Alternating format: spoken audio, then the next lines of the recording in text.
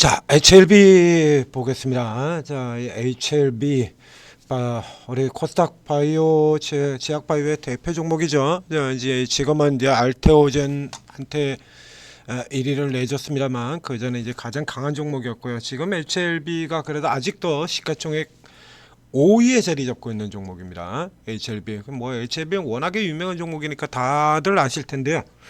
자, 이게 HLB는 두 번에 걸쳐서 이제 실패가 나왔죠. 두 번, 이번이 이제 3수를 하고 있는 건데 하나 있었고요. 그 다음에 여기 뒤에 또 있었고요. 이렇게 두 번에 걸쳐서 실패하고 밀려 내려갔다가 최근에 저가에서 계속 돌아 나오고 있었죠. 저가에서 이제 쭉 돌아 나오면서 이제 다시 두 번째 깨졌을 때의 라인 복귀를 꿈꾸고 있습니다. 지금 이 이슈 나와 있는 걸 보게 되면은 자, 이게 대규모 자금 유치야. 글로벌 자산 운용사 이렇게 되어 있는데 뭐만 했다 그러면 요즘에 다 글로벌이니까 그것까지는 이걸 믿을 필요는 없고, 일단 대규모의 자산 약 2천억 정도가 들어온다라는 얘기죠. 2천억 정도가 BW로 들어온다. 그래서 BW 조건이 뭐 이제 꽤 괜찮다 돼 있는데 이건 꽤 괜찮은가? 이건 뭐 보통의 경우입니다. 통상의 경우 정도로 볼 수가 있고요. 이 자금이 들어온다라는 얘기 자체는 이제 글로벌 쪽에서 자금이 외국계 쪽에서부터 자금이 들어오는 거니까 신약 FDA 허가 나오는 거 아니냐? 허가 기대해서 볼 수 있는 거 아니냐? 이제 이렇게 해서 올라 들어가는 흐름입니다. 자, 이 HLB의 이제 그 사이의 스토리들을 보게 된다 그러면 HLB가 굉장히 그 전에 이미 이제 그 앞서서 첫 번째 불발 이전에 굉장히 급등을 했었죠. 자, 앞에 27,000원에서 시작해서 13만 원까지 올라 들어갔다가 불발 나오고 깨지고 그 다음에 다시 리바운딩 됐다가 그리고 다시 깨지고 그래서 아래쪽으로 해서 저 출발선 단계 2023년 말에 출발선 단계 근처까지 밀려 내려간 다음에 지금 돌아 나오고 있는 국면인데요. 자, 이게 이 중간에 실패했던 과정을 보게 된다면 뭐냐라고 하면 이제 HLB의 리보세라립 자체 문제를 내거는 게 아니고 사실은 자체적으로는 삼상 들어간 종목들 같은 경우에 이미 문제가 생길 수가 없습니다. 앞에는 그렇죠. 종종 우리 제약바에서들 중에 이제 삼상에 들어갔으면서 무슨 안전성 얘기하고 이런 얘기하고 있는 기업들이 있는데 삼상에서는 안전성을 따지고 있으면 안 돼요. 삼상에서 유효성을 따지고 있어도 안 되고 안전성을 따져도 안 됩니다. 그러니까 앞에 얘기 드렸던 분 다시 설명을 드리도록 하겠습니다. 자, 제약바이오의 임상, 1상, 2상, 3상 이렇게 되어 있는데요. 제약바이오에서 1상의 경우는 약을 먹어도 되는 약이냐 아니냐 안전성을 따지는 겁니다. 이 약 먹고 잘못되는 경우들도 있잖아요. 그러니까 종종 우리가 약을 볼 때 뭐 이런 경우에는 그 약을 먹지 마라, 저런 경우에 약을 먹지 마라, 무슨 약을 먹고 있는 사람은 이 약 같이 먹으면 안 된다, 뭐 이런 거 나오지 않습니까? 그래서 안전성에 뭐 약을 먹어도 되느냐 안 되느냐는 안전성을 따지는 게 1상이고, 그 다음에 두 번째 임상의 2상의 경우는 유효성을 따집니다. 그러니까 이게 약발이 제대로 듣느냐 안 듣느냐. 자, 먹어도 되는 약이긴 한데 먹었는데 약발이 전혀 없으면 쓸모없는 거 아니에요. 먹어서 약발이 들어야 되죠. 그걸 따지는 게 2상이고요. 3상에서는 이미 1상과 2상에서 검증된 안전성과 유효성을 다시 따져보는 건 아닙니다. 이걸 다시 따져보는 건 아니에요. 그러니까 이건 뭐 예를 들자면 우리가 법률에서도 따져본다면 1심 있고 2심 있고 3심 대법원심 같은 거 있지 않습니까? 그 3심 대법원심에서는 아주 이례적으로 간혹 최근에 이제 정치적인 판결 같은 경우처럼 나오긴 합니다만 3심인 대법원심이 1심과 2심원에서 판단한 그 판단이 옳으냐 아니냐를 따지지는 않죠. 자, 옳으냐 아니까 법리 적용이 제대로 되었느냐 안 되느냐만 따지는 게 대법원이거든요. 그러니까 1심에서 이거 판단을 했던 이게 유죄냐 무죄냐는 이런 사실까지 따지지는 않는다는 얘기입니다. 제약바이오의 3상 역시 마찬가지예요. 1상과 2상에서 검증된 안전성과 유효성은 따지지 않습니다. 그러니까 3상을 하는 기업이 안전성이 유효성이 있다 이 소리를 해가지고 안 되는 거고요. 3상은 뭘 하게 되냐면 간단하게 얘기하면 가성비라는 개념을 제가 이제 적용을 시켜드렸었죠. 가성비라는 개념을 적용시켜드렸는데 자, 여기 또 보도록 하겠습니다. 이 3상에서는 예, HLB가 바로 실패했을 때 그때 뉴스에서 나왔던 거예요. 이거.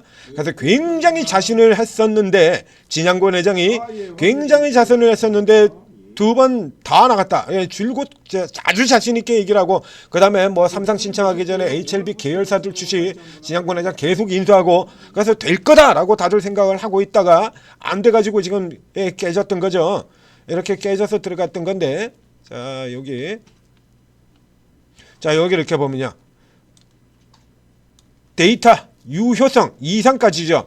요거 돼가지고 3상에서는 기존 치료비 가치 등 복합적 요인을 이렇게 되어 있잖아요. 그러니까 3상의 개념은 조금 다르기 때문에 여러분들이 쉽게 이해할 수 있는 거로는 가성비라는 개념을 제가 설명을 드렸지 않습니까? 근데 반드시 가성비는 아닙니다. 그래서 요거 같은 경우는 그러니까 여러분들이 이해하기 쉽게 설명하자면 이제 그렇게 얘기를 드린 거예요.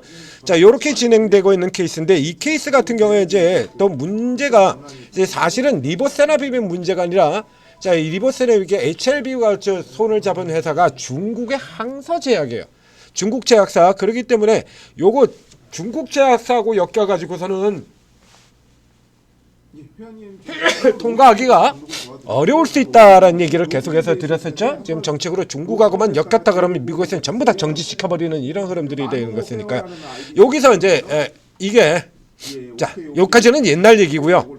그래서 이상까지 실패하고 난 다음에 리보세라핌이 HLB가 무슨 얘기를 했냐라고 하면 국내 생산으로 이제 바꿔가지고 항서제약 대신에 자체적으로 한다라는 얘기입니다. 이 HLB의 리보세라핌은 다른 제약사들하고 조금 다소 특이한 개념으로 들었던 게 다른 제약사들의 FDA 신약 허가 같은 경우는 이제 해외 판매가 주로 이제 글로벌 자금들을 통해 가지고 해외 제약사를 끼고 하는 형태라 그러면 리보세라핌의 경우는 자체적으로 하겠다였죠. 대부분 다 자체적으로 하겠다. 그렇기 때문에 상대적으로 이제 예를 들자면 뭐 이 대표적인 항암 치료제는 FDA에서 허가를 받은 항암제는 국산 신약 중에 총 9개가 있는데 그중에 항암제로 FDA에서 허가를 받은 건 유한양의 랭라자 딱 1개밖에 없습니다. 나머지는 항암제가 없어요. 그러니까 이게 리보세라핌을 제외 랭라자를 제외하고 그 외 제일 큰 거는 SK바이오팜의 엑스코프리입니다. 그 나머지들은 다 조그만 거예요. 이제 그 셀트리온의 진펜트라 같은 경우는 이제 바이오시밀러니까 별개로 치고요. 요렇게 되는 건데 요거 같은 경우는 그럼 이제 나눠 먹는 거지 않습니까? 존슨앤존슨하고 유한양이 나눠 먹는데 HLB 경우는 리보세라핌을 자체적으로 처리를 하는 거기 때문에 그만큼 가치가 더 커질 수 있다는 기대. 그거 가지고 HLB가 시가총액이 이렇게 어마어마하게 올라 들어갔었던 겁니다. 20조 가까이 이렇게 올라 들어갔었던 건데요. 요거를 이제 빼고 얘네 빼고 그러면 얘네 빼고 우리가 자체적으로 하겠다라는 겁니다. 자체적으로. 그 자체적으로 하는데 밑바탕이 되는 자금이 들어왔다. 이렇게 해석을 하시면 되는 거예요. 그러니까 HLB의 경우에 일단은 이 뒤쪽에 들어가서 이제 어떻게 될지 모르겠습니다만 이미 벌써 2번에 걸쳐서 양치기 같은 짓이 나와버렸잖아요. 실패. 자신 있다. 이번에는 틀림없다라고 얘기를 했는데 또 실패 들어갔거든요. 그래서 요 케이스 같은 경우에는 앞서도 얘기했던 것처럼 자, 삼상은 안전성하고 유효성을 따지는 게 아닙니다. 근데 삼상에서 계속해서 안전성하고 유효성을 따지면서 얘기를 듣고 이 회사뿐만이 아니라 다른 회사들의 경우도 삼상을 진입을 하면서 안전성, 유효성을 얘기를 하면서 자신 있다고 하는 게 그거 액면대로 받아들이시면 안 돼요. 다시 한번 얘기 드립니다만 삼상의 판단에서는 안전성하고 유효성을 따지는 게 아니에요. 이건 뒤집어서 얘기하면 법률에서 대법원이 그 많은 사건을 다루면서 일일이 1상, 2상에서 검증돼 1심, 2심에서 이미 다 짚고 나온 이게 유죄가 맞느냐는 증거 판단까지 이것까지 대법원이 다 한다는 얘기거든요. 그렇게 하지 않잖아요. 그러면 언제 사건 다 처리할 건데 1심, 2심에서는 판단한 것 아주 특별한 경우를 제외하고는 하지 않고 법 적용이 제대로 됐느냐만 보는 겁니다.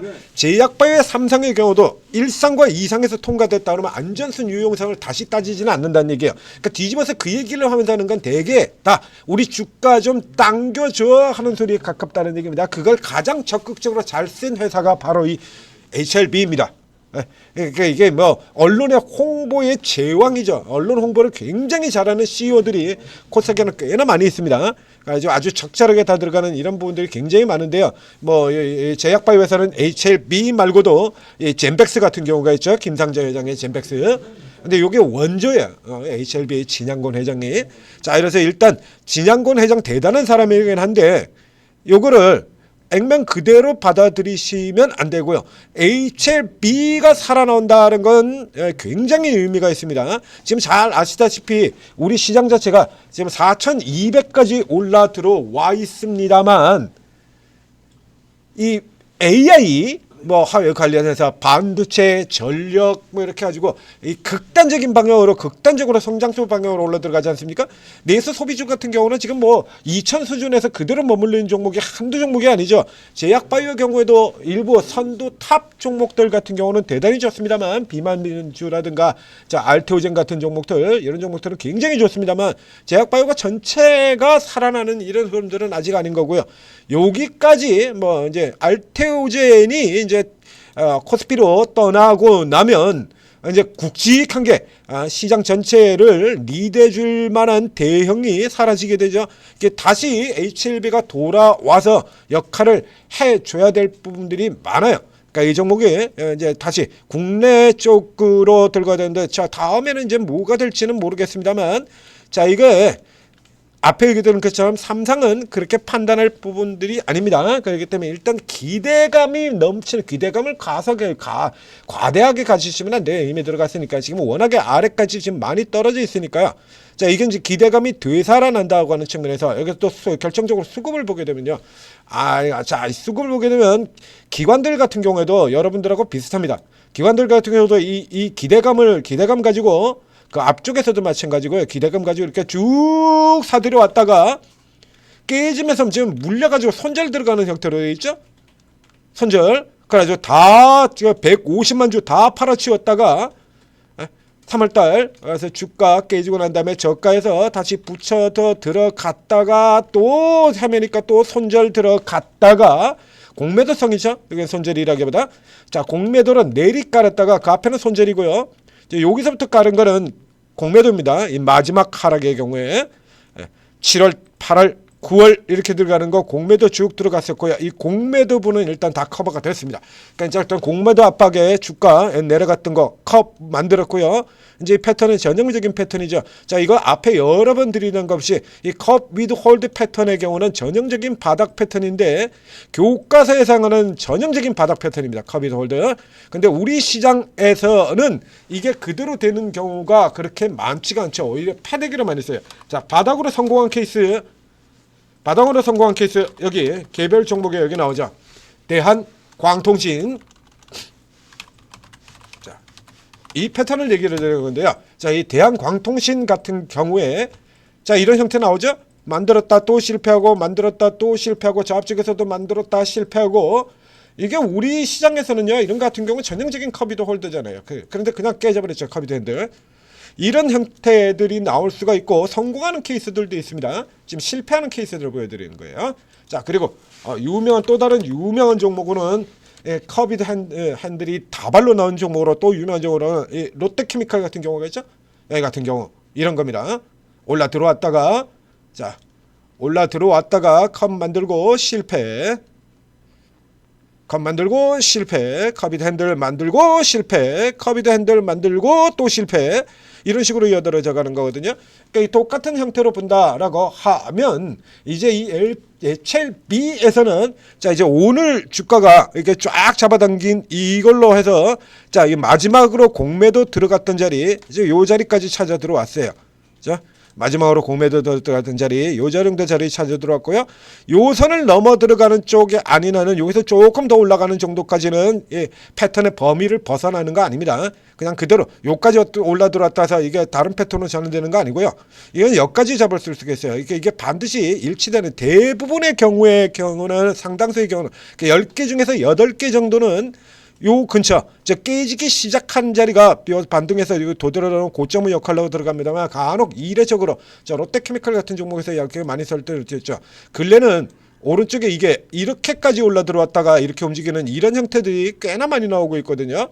이런 형태들이 많이 나옵니다. 그래서 요선 정도에서는 뭐 기대감을 가지고 간다 그러면 일단 치고 들어가실 수 있는데 한 방에 다 들어가지 마시고요. 자, 이 패턴이 진행되면서 앞서 나왔던 그런 깨지는 패턴의 형태로 저 기관들 같은 경우가 공매도를 치고 이게 현재 들어오는 이 기관의 매수가 단순한 공매도 숏 커버 정도에서 그친다라고 하면 다시 패는 거죠. 앞서서 봤던 롯데케미칼이나 이런 종목들처럼 공매도 때리고 그 다음에 바닥에서 떨구고 쇼커버 들어오고 난 다음에 그 다음에 다시 때리고 이런 형태로 가느냐 아니면 진짜로 모멘텀을 받고 들어가는 쪽으로 해석을 하느냐 뭐 그 사이에는 이 개인들은 뭐 계속해서 뭐 영원히 매수니까 이건 신경 쓸 필요가 없고요. 결정적으로 여기 이 역할이 중요하죠. 자, 이 외국인들 같은 경우에 자, 저 외국계 운용사에서 자금이 들어왔다. 이걸 외국인들이 이제 어떻게 해석할 것이냐. 이 외국인들이 이게 숏커버가 쭉 이어서 들어오는 이런 식으로 들어와주는 이런 국면이다라고 하면 HLB도 달라지게 됐고 HLB가 달라지면 나머지들도 꽤나 달라지게 됩니다. 코스닥에 있는 시가총액 상위 제약바이오들 중에서 자 비만주 펩트론을 제외하고 기존의 항암주라든가 기타 등등등 쭉 있는 제약사들 중에서 파괴력이 가장 강한 게 HLB죠. 그게 왜 그러냐면 HLB라는 이름을 두들겨 보면요 벌써 오늘 같은 경우도 이런 흐름이 나올 수가 있는데 HLB 그룹에 지금 제약사만 지금 몇 개가 붙어 있습니까? HLB에 저렇게 많이 들어가 있거든요. 이렇게 많이 이런 회사들 같은 경우가 다 같이 HLB가 튀면 이런 회사들도 다 같이 올라가기 때문이죠. 이렇게 HLB 제약 넥스트에서 지금 거래 가능한 두 개의 회사 중에 HLB 제약 열어보면 HLB 제약이 지금 벌써 19% 걸려 들어 있어요. 그래서 이렇게 무더기로 들어오게 되면 바이오 전체에 영향을 미친다는 얘기입니다. HLB 테라피틱스, HLB가 구멍 날 때 빵꾸를 메워주던 대표적인 종목 중에 하나죠. 요거 케이스 같은 경우 그래서 이제 오늘 같은 경우는 이제 뉴스에 엮여 있는 건 HLB 생과가 뉴스에 엮여 있고요. 그 다음에 HLB가 움직일 때 가장 빠르고 강력하게 같이 따라가 들어가는 가장 대표적인 회사들이 HLB 제약 그리고 HLB 테라피틱스가 있습니다. HLB 제약은 항상 HLB보다 뭐 더 오르고 더 깨지는 형태로 들어가게 되는 거고요. 그 외 여러분들이 HLB 그룹 중에서 잘 주시하지 않는 종목 중에서는 바로 이 종목 HLB 테라피틱스 같은 경우로 또 주시할 필요가 있다. 그래서 이 종목까지 이렇게 4개의 종목을 같이 엮어서 살펴보시고 후발로 나오는 종목들 공략으로 이어가셔도 되겠습니다. HLB만 보지 마시고요. 여기 이 종목 HLB 지금 HLB 이미 라인 다 들어가 있잖아요. 얘네 같은 경우 아직 못 올라 들어왔지 않습니까? 이런 종목까지 같이 공략을 하시면 더욱더 효과를 보일 것이다 라는 얘기입니다. 오래간만에 하는 종목이라 조금 길게 설명을 드렸습니다. HLB는 할 말이 정말 많은 종목이죠. 저희가 굉장히 자주 분석을 해드렸기도 하고 뭐 저희뿐만 아니라 대부분의 경우에 코스닥에서 제약바이오를 한다 그러면 이제는 뭐 HLB 빼고는 얘기가 안 됐었죠. 제가 뭐 알테오젠 같은 종목들 빼고 얘기가 안 됩니다만 자 8시 37분 38분 들어가고 있습니다. 자 지금 넥스트에서 거래되고 있는 이런 종목뿐만 아니라 나머지 종목들 중에 넥스트에서 거래가 되지 않는 종목으로는 HLB 생과 아마도 한 20%대에서 시작하지 않을까 싶네요. 그래서 상대적으로 지금 이렇게 낮은 이런 종목들 같은 경우 계속해서 주시할 필요가 있습니다. 자, 오르고에 들어오시면 이제 시작이 됐죠. 자, 오늘 이제 그동안 미친 듯이 달려들어가는 반도체 같은 경우는 다소 주춤하고요. 주도주가 주춤하자 다시 2차 전지가 다시 시소로 들어올리자는 이런 흐름들을 보고 있습니다. 2차 전지하고의 시소 관계들 같은 경우에 일찌감치부터 제가 다 설명을 드리고 그리고 그에 맞춰가지고 추천도 드렸던 종목들이죠. 2차 전지군. 자, 이 오르고에 들어오시면 각 섹터별로 특별히 잘 보시는 이런 분들이 주특기를 가지고 계신 분들이 쭉 골고루 편성이 되어 있습니다. 24사람들이 모두가 다 삼성전자 하이닉스만 보는 건 아니에요. 최근 들어오신 여러분들은 대부분이 다 삼성전자 하이닉스만 보고 계실 겁니다만 로봇주들 같은 경우 로보티즈 같은 종목 얼마나 많이 올랐습니까? 그렇죠? 제약바이오에도 지금 HLB는 저러고 헤매고 있지만 제약바이오도 계속해서 올라 들어가는 종목이 있습니다. 제가 극접한 커로 추천드렸던 Y바이오로직스 같은 경우 지금 꾸준히 계속 올라 들어가고 있는 종목이잖아요. 자, 그 앞쪽에 뭐 또 의료 쪽에서는 시어스 테크놀로지 같은 종목들 어마어마하게 올라 들어갔고요. 요런 것들 다 잡아내서 여러분들에게 수익을 드린다는 얘기입니다. 자, 오늘도 오르고 활용하셔서 성공 투자하시기 바랍니다.